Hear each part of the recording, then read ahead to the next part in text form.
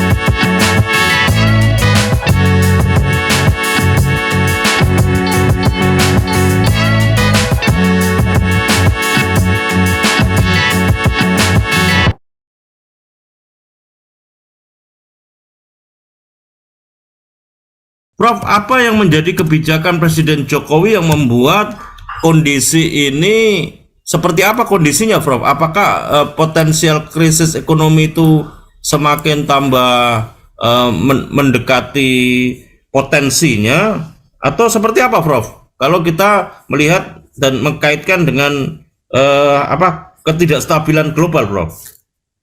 Iya, jadi kalau penurunan ekonomi ini kita penurunan ekonomi dari dua hal ya. Kalau kita melihat dari produk domestik bruto, ya mungkin tidak turun terlalu besar, ya. Tapi kalau kita lihat dari finansial, ini akan turun besar sekali. Nah, ini yang finansial yang nantinya akan memicu ke hal-hal yang lainnya. Jadi, bagaimana kebijakan ini? Kebijakan ini ya harusnya adalah pemerintah harus menjaga jaring pengaman sosial. Dan ini sangat penting sekali. Demikian, Bung Slamet. Iya, artinya Prof optimis bahwa social net safety itu bisa realistis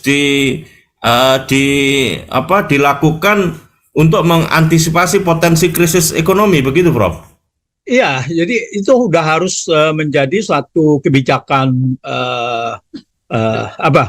kebijakan cadangan atau kebijakan yang harus disiapkan kalau sampai terjadi benar-benar penurunan APBN ya khususnya ya, penerimaan negara ini anjlok tajam gitu dan memicu untuk krisis. Kalau ini masuk kepada, lihat kalau kita pertumbuhan ekonomi hanya 2%, 3%, itu artinya masyarakat kita sudah mengalami krisis gitu. Karena apa? Karena juga yang tadi saya katakan, karena dari finansial, dari keuangan itu anjlok lebih dalam lagi gitu. Ya, Prof, seberapa Prof melihat apa yang dilakukan oleh Presiden Jokowi nanti dengan kebijakan apapun, termasuk yang Prof tadi sampaikan bahwa social net, social safety netnya perlu memang dilakukan sebagai satu langkah untuk mengantisipasi itu, memang benar-benar punya impact sustainable, Prof. Kesinambungan jangka menengah dan jangka panjang, Prof.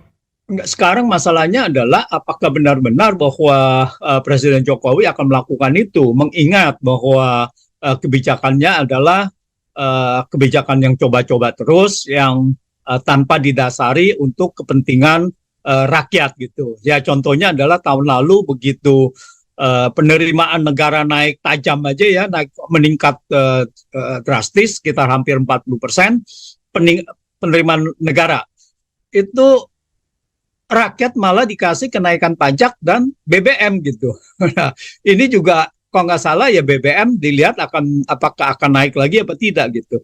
Nah ini akan membuat ekonomi rakyat kecil ini tertekan gitu. Nah apakah hal itu akan dilakukan? Ya semoga saja tidak. Semoga saja benar-benar Presiden dan pemerintah bisa mengantisipasi dan bisa memberikan menjaga agar kemiskinan tidak masuk lebih dalam lagi. Nah, kalau kita lihat kemiskinan ini hanya turun 1,39% dari 2014 sampai 2019 sampai dengan 2022. Dan kalau kita lihat dari 2019 ke 2022 malah angka kemiskinan naik. Jangan sampai angka kemiskinan ini naik lagi. Sedangkan para pemilik tambang itu berpesta pora dan mereka yang ya seperti contohnya yang memiliki proyek lah ya, yang proyek-proyek BTS dan sebagainya itu semuanya mereka berpesta pora. Prof, ini ada titipan pertanyaan juga dari peserta Zoom, Prof, dari Bu Rita Rusman. Sejauh mana burden sharing bisa menahan laju kontraksi fiskal, Prof? Sekarang burden sharing itu sudah tidak ada lagi karena burden sharing itu adalah dari 2019 ke 2020 sampai dengan 2022 sewaktu masa corona, dan sekarang ini tidak ada lagi yang namanya burden sharing dan itu akan melanggar undang-undang dari Bank Indonesia. Ya, Prof, apa yang Anda maksud dengan proyek coba-coba yang akan lebih memperparah ketika, dan kita nanti akan menunggu seperti apa sebetulnya calon presiden yang akan datang 2024 itu menindaklanjuti proyek-proyek yang Anda tadi sebut sebagai proyek coba-coba dengan indikator-indikator yang Anda sebut tadi trennya menurun, Prof. Sebetulnya bukan yang dimaksud adalah proyek-proyek coba-coba, tetapi yang dilakukan adalah kebijakannya coba-coba gitu kan, kebijakan yang mana dianggapnya sebagai bisa meningkatkan ekonomi, yaitu kebijakan untuk membangun infrastruktur, tetapi melalui tol, di mana BUMN karya itu dikaryakan untuk membangun jalan tol yang akhirnya kebanyakan rugi semua gitu kan. Dan ini semua sebagai kebijakan yang coba-coba. Tidak ada benar-benar suatu kebijakan yang bersumber dari benar-benar analisa ekonomi. Dan kalau kita lihat misalnya juga pembangunan IKN. Ini dari mana bahwa mengatakan bahwa pembangunan IKN akan meningkatkan ekonomi, kan tidak ada gitu. Karena kalau kita lihat adalah bahwa tidak semua negara yang berada daerah yang di sekitar ibu kota itu akan menjadi lebih maju gitu. Artinya kesejahteraan meningkat. Contohnya adalah kita coba aja perhatikan misalkan di China, yang mereka sering melihat sebagai contoh gitu, yaitu Beijing. Beijing itu sekitarnya adalah daerah miskin gitu. Jadi tidak ada yang kaya, malah justru yang di pesisir gitu. Nah, jadi kalau IKN dibangun itu juga yang menikmati adalah mereka yang mengerjakan proyek-proyek itu melalui APBN. Dan mereka mengatakan bahwa IKN akan mendapatkan investasi dan sebagainya sampai sekarang ini kan nol. Dari dulu juga saya menurut siapa yang mau investasi di IKN gitu. Akhirnya yang ada adalah APBN. Dan begitu juga kereta cepat. Dan ini kan semuanya kebijakan yang mencoba-coba saja gitu. Contohnya adalah satu lagi yaitu mengenai badan research. Badan research kan semua digabung-gabungin dan semuanya sekarang banyak yang terbengkalai gitu. Ini adalah kebijakan yang coba-coba yang tidak berdasarkan paham-paham uh, analisa ekonomi, malah akan membuat negara ini terpuruk.